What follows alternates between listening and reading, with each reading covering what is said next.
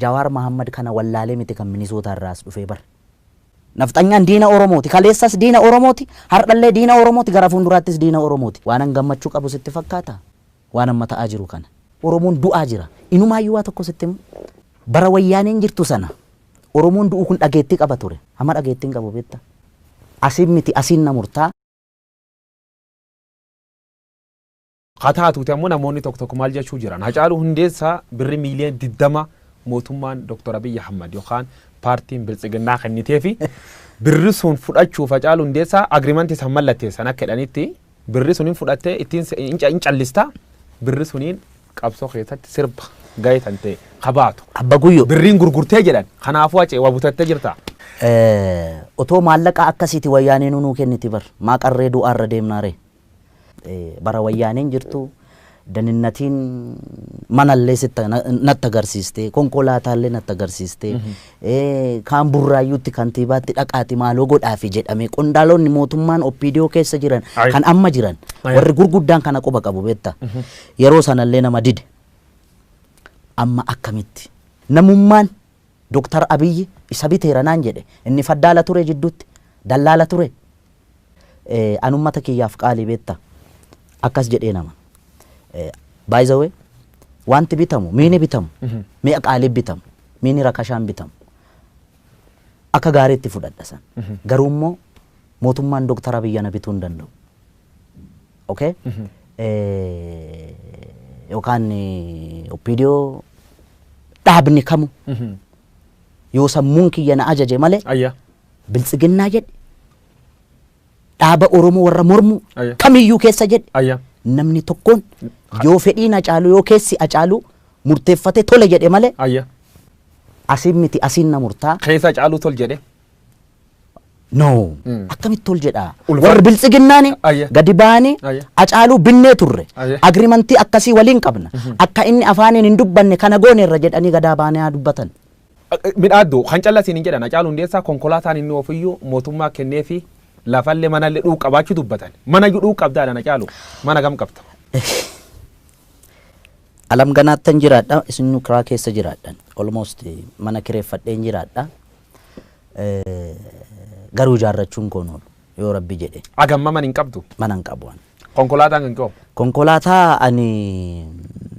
Konkolaataa amma oofu sana dura diyaaspooraan naa bite. Abbootiin qabeenyaa Oromoo gara nama 5 moo 6 7 ta'uu danda'u beekan. Maallaqa walitti buusanii sarpiraayizii na gochuudha. Makiina kan sii bitan. Makiina kana bitan. Hacaaluu Hundeessaa meeshaa birrii akkana fudhatee mana akkana qabaa waan akkana mootummaan tolchee fedhee oloolii miidiyaa hawaasa gubbaa bal'inaan sir deemu quba qabaachuu natti himtee turte. Namni gariin agartee taargeetii inni barbaadu keessa yoo ati seenuu fi baatte waan barbaade jechuu danda'a. Ololli kun eessaa kaate beektaa? Warruma qaama mootummaa keessaa baate. Ololli kun. Okay? Maal kaayoon is duub jirtu? Kaayoon is duub jirtu gaanii yoo yaadu fudhatama yookaan jaalatamummaa uummata bira qabdu kana qaamni dhabamsiisu achi keessa jiraachuu danda'a. Amma waan jiraayyuu uummati beeksifte fuulduraaf namooti shakkii qaban artistoota waan garagaraa taasifama artistoota namooti bebeekamoon bu'aa dhuunfaatiin deebi'anii yoo dhugaa uummata dhoosanii mul'ata kanaafuu artistoota shakkanii maqasanti baasan warra Hacaaluu Hundeessaa shakkuuf fuulduraaf Hacaaluun birriin jijjiiramaa jedhee fuulduraaf kashaku hamma yaatti himta fuuldura maal dhaamtaaf maal jettaan? Beektaa hawwisoo keessatti hawwisoo mootummaan hooggantu kana keessatti artistii gameeyyii jira beektaa ka sagaleen ajaa'ibaa.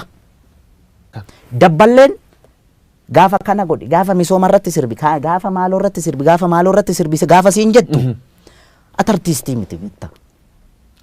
Amma wanti nurratti raawwatamaa jiru maal akka ta'e beektaa akka dabballeen OPDO kanaan dura biiftuu Oromiyaa gochaa turte. Biiftuun Oromiyaa keessatti artistoota otoon sii waame sagaleen isaanii kan si boochisu baay'ee jira beektaa. Kan achi keessaa ba'anii guutuu biyyattii irratti beekamuu danda'an addunyaarra deemanii waa meeqa hojjechuu danda'an kana dabballeet isaan hooggan. Artistiin immoo miira hawaasa bal'aa miira hawaasa miiliyoonaan lakkaa'amu bakka bu'ee hojjechuudha qaba malee miira murna tokko kan mootummaa biyya bulchuu miti yookaan kan mormuu miti. Wayyaaneen ari'amteetti qabsoo ilmaan Oromootiin dhiigaan simbiloo inkaa salaamtaadhaan miti beektaa. Ulfitti wareegameeti.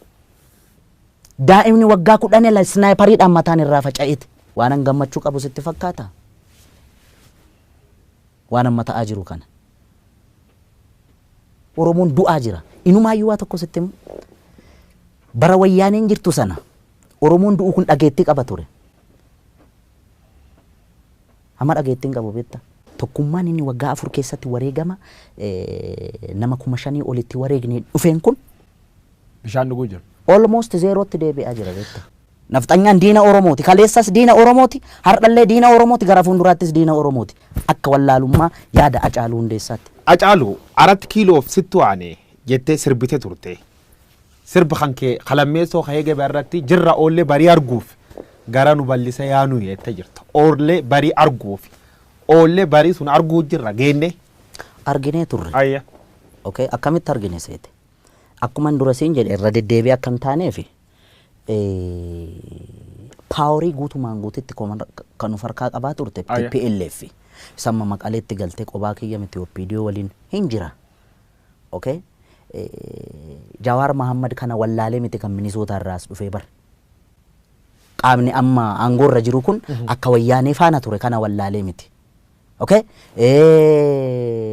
qabsaa'onni gameeyyiin hedduun kan biyyatti galan hin beekamu kan ilmaan keenya jedhaniitu du'a wayya beekta warri obbaafate warri du'e kun obbaafate warri dhumeen nu warra jiru lubbuudhaan jiru warra kana laalaa jirudha beekta jijjiirami Abiy Ahmad jalqab kun waggaa 2 keessa tag deema deemi kara sirrir jira warra dhinjira Abiy Ahmad kara sirrir hinjiru dogongor guddoo hojjechuu jiru warra dhinjira kan keessa kan fudhattati amma sirrirra hinjiru ana akkamitti sirrirra hinjiru seete inni Oromoodha harki isaa dhiiga Oromootiin xuraa'uun qabu namoonni hedduun Abiy Ahmad nafxanyaan butamee jedha qabsoon isaa Oromoon sirna kan keessa fayyadamuutti hin jirtu jedha Oromoo waan adda waan fayyad qabdi jira wanti inni fayyadame abaarsa nafxanyaa fayyadameera